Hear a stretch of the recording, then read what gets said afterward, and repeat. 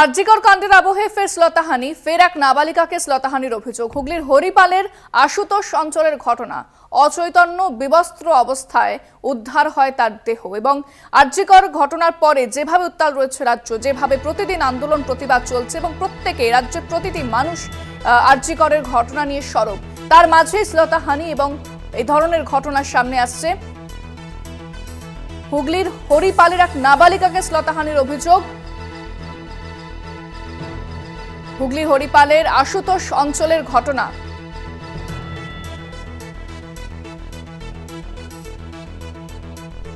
এ বিষয়ে বিস্তারিত কথা বলবো। আমাদের সঙ্গে সরাসরি রয়েছেন পাপ্পু সাঁতরা। পাপ্পু, এই মুহূর্তে ঠিক কি খবর পাওয়া যাচ্ছে? ঘটনায় কাউকে গ্রেফতার করা হয়েছে? পুলিশ কি বলছে?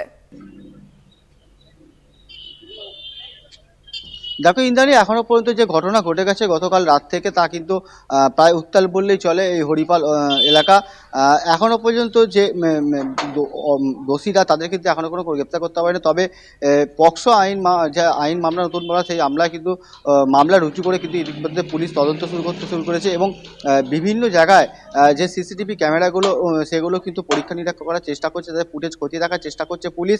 এবং যে এলাকায় ঘটনাটা ঘটেছিল, যে স্থানটা, সেই স্থানটা ইতিমধ্যেই কিন্তু পুলিশ ঘিরেছে এবং সেখানে ঘিরে রেখেছে এবং পুলিশ মোতায়েন করছে, যাতে কোনো রকম বা কোনো রকম কাজকর্ম বা কোনো রকম যদি যে প্রমাণ, তা যদি লোপাট, যে বারবার অভিযোগ তোলা হয়, সেক্ষেত্রে কোনো রকম বা কোনো রকম ওখানে না প্রবেশ করতে হয়, সেদিকটাও নজর রাখা হচ্ছে। পুলিশ সূত্রে যেটা আমরা জানতে পারছি, যে নাবালিকা, সেই নাবালিকার যে বয়ান, সেখানে কিছু বেশ কিছুটা অসঙ্গতি পাওয়া যাচ্ছে। তিনি একবার যেরকম বলছেন, তিনি গাড়ি করে তাকে নিয়ে আসা হয়েছে, কখনো বলছে তার কথা মনে নেই এবং তিনি কোথায় যাচ্ছিলেন। যেটা আমরা পুলিশ সূত্রে এবং এলাকার স্থানীয় সূত্রে যেটা জানতে পারছি, তার বাড়ি সিঙ্গুরে এবং সিঙ্গুর থেকে তার যে স্টেশন স্কুলে সেখানে টিউশনি পড়তে যেতেন, সেখান থেকে কয়েকটা স্টেশনের দূরত্বই তার বাড়ি। তিনি ট্রেন ধরার জন্য তিনি বেরিয়েছিলেন, সেখান থেকে তাকে তুলে নিয়ে আসা বলে হচ্ছে, এমনটাই কিন্তু অভিযোগ করেছে যে নাবালিকা, তিনি কিন্তু পুলিশকে জানিয়েছেন। অন্যদিকে কিন্তু স্থানীয় বাসিন্দারা তারা কিন্তু অভিযোগ তুলছে যে যেভাবে রাজ্য জুড়ে যে ঘটনা ঘটছে, তার এর যে তদন্ত হবে কিনা। ইতিমধ্যে কিন্তু এই ঘটনা ঘিরে এই হুগলি জেলায় কিন্তু রাজনৈতিক একটা তরজা শুরু হয়ে গেছে।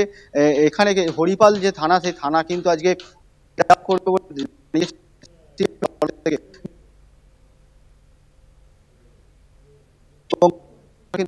শুরু করেছে পুলিশ এবং হরিপাল থানা। পাপু, সেক্ষেত্রে যে বিষয়টা জানতে চাইবো, কে বা কারা এই ঘটনার সঙ্গে থাকতে পারে? পুলিশ কিছু জানাচ্ছে প্রাথমিক রিপোর্টে, বা নাবালিকার বয়ানে কিছু জানতে পারা গিয়েছে?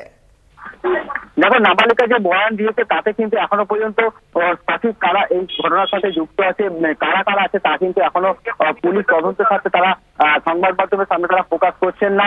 এবং নাবালিকার থেকে তারা কিছু তথ্য পেয়েছেন, সেই তথ্যটা তারা প্রকাশ্যে আনতে চাইছেন না। কারণ এই ঘটনার প্রকৃত যারা দোষী, সেটাকে খুঁজে বাড়ার ক্ষেত্রে এটা একটা বড় গুরুত্বপূর্ণ ভূমিকা পালন করতে পারে।